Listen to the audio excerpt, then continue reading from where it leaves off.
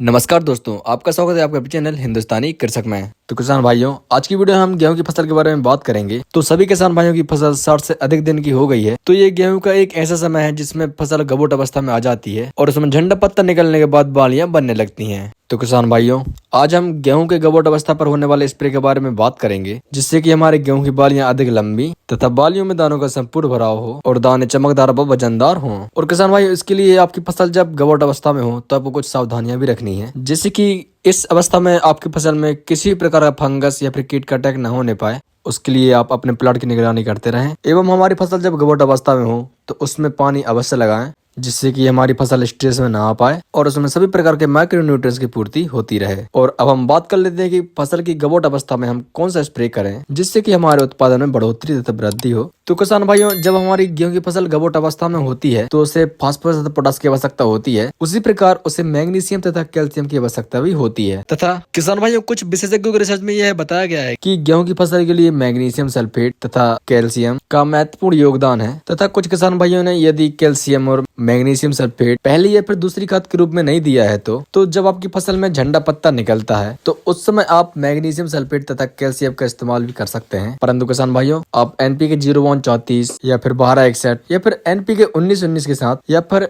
ऐसा कोई भी फर्टिलाइजर जिसमें फास्फोरस पाया जाता हो, आप उनके साथ इसका स्प्रे ना करें। यदि आपने अभी तक फसल में इनका इस्तेमाल खाद के रूप में नहीं किया है तो गबोट अवस्था पर मैग्नीशियम सल्फेट तथा कैल्शियम का अलग से स्प्रे कर सकते हैं। किसान मित्रों, इन दोनों खादों के द्वारा भी पौधे में प्रकाश संश्लेषण क्रिया होती है, जिससे कि उसे भोजन बनाने में मदद मिलती है। परंतु किसान भाइयों, यदि आपने अपनी फसल में मैग्नीशियम सल्फेट, कैल्शियम खादों का पहले ही उपयोग कर लिया है तो ऐसी स्थिति में आप गेहूं की फसल में जब झंडा पत्ता निकल जाए अर्थात कहीं कहीं बालियां दिखने लगे, तब आपको केवल एनपीके 0134 लेना है, जिसकी मात्रा की बात करें तो 1 किलोग्राम से 1.5 किलोग्राम प्रति एकड़। एनपीके 0134 में आपको फास्फोरस तथा पोटास देखने को मिल जाएगा, जो कि हमारी फसल में प्रकाश संश्लेषण क्रिया को बढ़ाता है और पौधे को भरपूर भोजन बनाने में सहायता करता है, जिससे कि हमारे गेहूं की बालियां लंबी तथा बालियों में दानों का भराव अच्छे से होता है। और किसान भाइयों, इसी के साथ आपको लेना है 20% वाला बोरोन, जिसकी मात्रा की बात करें तो 100 ग्राम से 120 ग्राम प्रति एकड़। तो किसान भाइयों, इन दोनों खादों को साथ में मिलाकर आप फसल में स्प्रे कर सकते हैं। इन दोनों खादों की मदद से हमारी फसल में समान बालियां तथा बालियों में संपूर्ण दानों का भराव होगा। और किसान भाइयों, यदि आपकी फसल में संपूर्ण बालियां निकल गई हैं और बालियां दूध अवस्था में हैं, तो ऐसी स्थिति में आपको एनपीके 0134 की जगह एनपीके 0050 का इस्तेमाल करना है। और यदि आपने इससे पहले बोरोन का इस्तेमाल किया है तो ना करें, और यदि नहीं किया तो आप इसके साथ बोरोन का भी स्प्रे कर सकते हैं। और किसान भाइयों, यदि आपकी गेहूं की फसल ने अधिक हाइट ले ली है तो और आप उसकी हाइट को कंट्रोल करना चाहते हैं तो आप किसी भी कंपनी का पीजीआर यूज कर सकते हैं, जैसे कि बीएसएफ कंपनी का ल्यूसिन। तो यदि आपकी गेहूं की फसल लंबी है तो आप इन दवाइयों के साथ